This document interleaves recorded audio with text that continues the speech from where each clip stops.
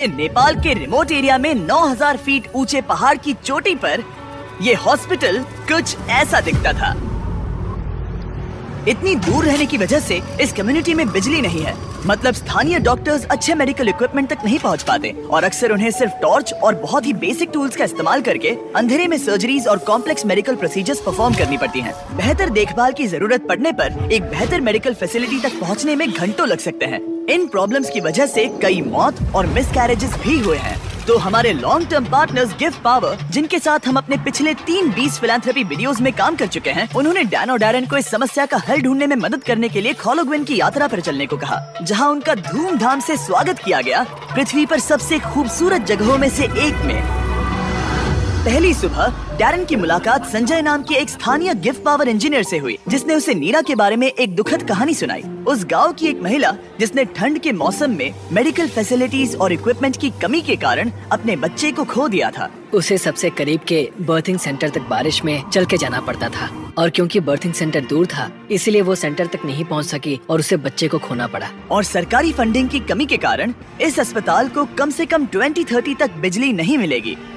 अगर अस्पताल अच्छी बर्थिंग फैसिलिटी के साथ चालू होता तो फिर मामला पूरी तरह से अलग होता। डैरेन जानते थे कि हमें जल्दी कुछ करना होगा ताकि ऐसा दोबारा ना हो, तो वो मेलिसा से भी मिले, ग्रीन प्रोग्राम की फाउंडर, जो इस विशाल प्रोजेक्ट को पूरा करने में मदद करने के लिए ढेर सारे स्टूडेंट्स और वॉलंटियर्स को लेकर आई। जब मैं छोटी थी, मैं मलेशिया में अपने परिवार से मिलने गई। वहाँ मैंने पहली बार समंदर देखा और समंदर तट से जुड़ी चट्टानों को देखा और तब मुझे पहली बार यह एहसास हुआ कि अगर हमें लोगों को प्रकृति की खूबसूरती दिखाने का मौका मिले तो ऐसा करके हम उनके अंदर ऐसा भाव जगा सकते हैं कि जिनसे वो भी प्रकृति की रक्षा करना चाहे। तो हमने अनिवार्य रूप से दुनिया भर से ऐसे छात्रों को लिया है जो सच में अच्छा प्रभाव डालने की परवाह करते हैं और आने वाली पीढ़ियों का परिचय दुनिया की खूबसूरती के साथ कराने में सक्षम होना ऐसा तरीका है जो वाकई में दुनिया को बेहतर जगह बना सकता है। संजय और मेलिसा से मिलने के बाद डैरेन काम करने के लिए और भी ज्यादा इंस्पायर्ड हो गए थे। हम सोलर पैनल्स और बैटरीज लगा रहे थे ताकि अस्पताल को बिजली मिल सके। साथ ही इस कम्युनिटी की सेवा के लिए हम उन्हें इक्विपमेंट्स दे रहे थे, जिससे एक सेफ और मॉडर्न बर्थिंग सेंटर बन पाए। ठीक है, हम पहले दिन के लिए तैयार हैं। 3, 2, 1 फिलैंथ्रोपी। टीम काम पर लगने के लिए बेहद एक्साइटेड। ये कंप्लीट करने के बाद हम यहाँ पर खोदेंगे। चलो चले।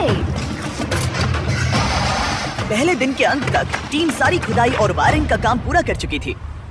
मैं ये बयान नहीं कर पा रहा, लेकिन इस गांव के लोगों के बारे में कुछ तो बात है। उनकी प्रामाणिकता, उनके दोस्तानेपन और उनके खुलेपन ने मुझे कुछ ही दिनों में ऐसा एहसास करवाया जैसे मैं उनके परिवार का ही हिस्सा हूँ। जैसे ही हम इस घर की ओर बढ़े, कोई अंदर भागा और उसने आग जलाई और वहाँ से धुआं निकल रहा था। हमें नहीं पता कि क्या हो रहा है, लेकिन वो हमारे लिए चाय बना रहा था। ये अदरक वाली हिमालयन काली चाय है और मैंने अपनी पूरी जिंदगी में इससे बढ़िया चाय कभी नहीं पी। यही यहाँ की संस्कृति है। ये लोग वाकई में बहुत काइंड और वेलकमिंग है और हम जहाँ भी जाए वो हमारा ख्याल रखना चाहते हैं। उन्होंने हमारे लिए अपने घरों के दरवाजे खुले रखे हैं। इन्होंने हमें रहने के लिए एक कमरा दिया ताकि डैन और मैं यहाँ आराम कर सकें। लेकिन कंस्ट्रक्शन शुरू होने के कुछ ही समय बाद डैन बीमार महसूस करने लगे। मुझे बहुत ज्यादा बीमार महसूस हो रहा है, तो मैं पास ही के अस्पताल में चेकअप करवाने जा रहा हूँ। इसका मतलब वो खुद ही एक्सपीरियंस कर पाएंगे कि इलाज करवाने के लिए इतनी दूर जाना कितना मुश्किल होता है। जैसा कि आप देख सकते हैं, यहाँ पर सब कुछ लॉक्ड है और ये कड़वी सच्चाई है। अगर आप आसपास के किसी गांव में गंभीर रूप से बीमार हैं, तो आपको अपने सबसे नजदीकी हेल्प सेंटर पहुंचने के लिए भी 7 घंटों की यात्रा करनी पड़ेगी। खुशकिस्मती से वहाँ पर एक नर्स थी जो उनका चेकअप कर पाई। ये है कारुना, जो स्थानीय कस्बे खोला गाँव में एक नर्स है। ये मेरी चेकअप करने आई है। लेकिन क्योंकि बिजली नहीं है, इसीलिए वो सिर्फ बेसिक चेकअप ही कर पाई। वो इस नतीजे पर पहुंची कि डैन की तकलीफ है गाठी। हाँ, मुझे गाठी हुआ है, जो एक दुर्लभ नेपाली बीमारी है। दरअसल ये मामूली सर्दी जुकाम है। लेकिन इतने बड़े कम्युनिटी के लिए अक्सर इससे भी ज्यादा सीरियस केसेस होते हैं, जिनके लिए इमीडिएट और कॉम्प्रिहेंसिव ट्रीटमेंट की जरूरत होती है, जो कि अवेलेबल नहीं है। इस प्रोजेक्ट पर सब कुछ निर्भर था। टीम पहले से ही दबाव महसूस कर रही थी, इसलिए जब तक डैन आराम करता, टीम ने काम जारी रखा।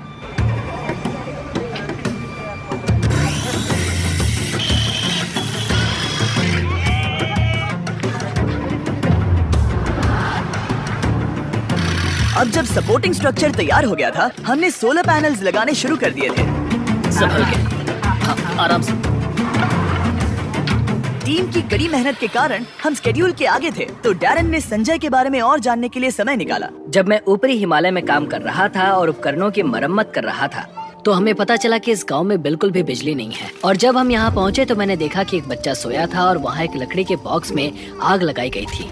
और मेरे दिमाग में अचानक आया कि इस तरह के उपकरण हम भी बना सकते हैं। और उसके बाद मैंने यहाँ नेपाल में एक टीम बनाई और फिर हमने एक बेबी वार्मर बनाया, और हम इसे नेपाली में न्यानो न्यानी कहते हैं, जिसका मतलब है एक गर्म बच्चा। न्यानो नानी इतनी सफल हुई कि इसने यूएसए में पीपल्स चॉइस अवार्ड जीता। मुझे लगता है कि ये मेरे लिए एक सपने के सच होने जैसा है, क्योंकि मेरा लक्ष्य इस तरह के वार्मर का निर्माण करना और लोगों को जागरूक करना कि इस तरह के रिमोट एरियाज में हॉस्पिटल्स का क्या महत्व है। सिंपल मेडिकल इक्विपमेंट से जान बच सकती है, ये समझने के बाद डैरन ने 10 और बेबी वार्मर्स खरीदकर संजय को सरप्राइज किया, जिन्हें वो इस तरह के बाकी कम्युनिटीज को डोनेट कर सके। संजय, मैं तुम्हारे पास से 10 और बेबी वार्मर्स खरीदना चाहता हूँ, और तुम इन्हें जिस भी हॉस्पिटल या कम्युनिटी में बांटना चाहते हो वहाँ बांट सकते हो। तुम्हारा बहुत बहुत शुक्रिया डैरन, ये मेरे और मेरी टीम के लिए बहुत मायने रखता है। Thank you so much. सिर्फ एक दिन बचा था, हम कंस्ट्रक्शन पूरा करने के बहुत करीब थे और पूरी टीम आखिरी सोलर पैनल पर साइन करने के लिए एक साथ आई।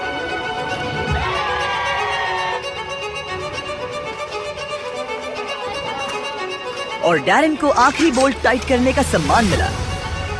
हमने मिलकर बिना बिजली वाली इस टूटी हुई बिल्डिंग को पूरी तरह से एक अस्पताल में बदल दिया, जो इस कम्युनिटी के 16,000 से अधिक लोगों की सेवा करेगा। मैं इस बात का बहुत आभारी हूँ कि हम यहाँ आ पाए और उन्हें एक उपहार दे पाए, जो इन लोगों के लिए और आने वाली इनकी पीढ़ियों के लिए एक सार्थक बदलाव लाएगा। अब रात होने के करीब है और समुदाय को सरप्राइज करने का समय आ गया है। मुझसे और इंतजार नहीं हो रहा।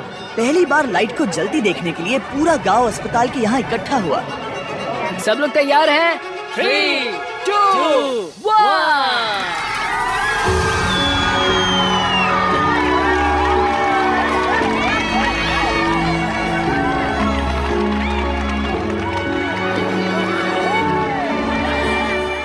किसी कम्युनिटी में पहली बार रोशनी जलते देखना एक बहुत ही खूबसूरत एहसास है, और इससे इस समुदाय के साथ शेयर करने में मुझे बहुत अच्छा लगा। अगली सुबह संजय ने नीरा को वापस अस्पताल बुलाया ताकि वो उसे अपने बेबी वार्मर्स के साथ सभी नए इक्विपमेंट्स भी दिखा सके। आज उसके अंदर एक उम्मीद जागेगी कि जिस दौर से वो गुजरी उससे किसी और को कभी गुजरना नहीं पड़ेगा। वो इस बर्थिंग फैसिलिटी के लिए बहुत खुश है। आखिरी सरप्राइज से पहले मैं इस वीडियो के स्पॉन्सर्स को थैंक यू कहना चाहता हूँ। दुनिया का सबसे टेस्टी स्नैक, नहीं फीस्टेबल्स नहीं, केलॉग्स, सिर्फ अभी के लिए क्योंकि वो हमारी मदद कर रहे हैं।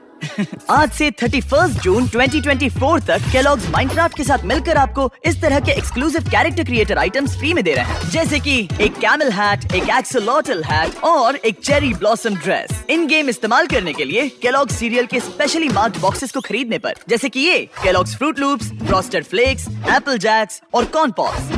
गोल है तीनों कैरेक्टर क्रिएटर आइटम्स को जमा करना, और इस सब के साथ साथ माइनक्राफ्ट और केलॉग्स ने आर्बर डे फाउंडेशन के साथ पार्टनरशिप की है। आर्बर डे वही फाउंडेशन है जिसकी मदद से हम टीम ट्रीज बना सके, और वो यूएसए में जरूरत के कारण 2.5 लाख पेड़ लगा रहे हैं। ये कमाल की बात है। और जानने के लिए डिस्क्रिप्शन में दिए गए लिंक पर क्लिक कीजिए, सारे टर्म्स और कंडीशंस देख लेना।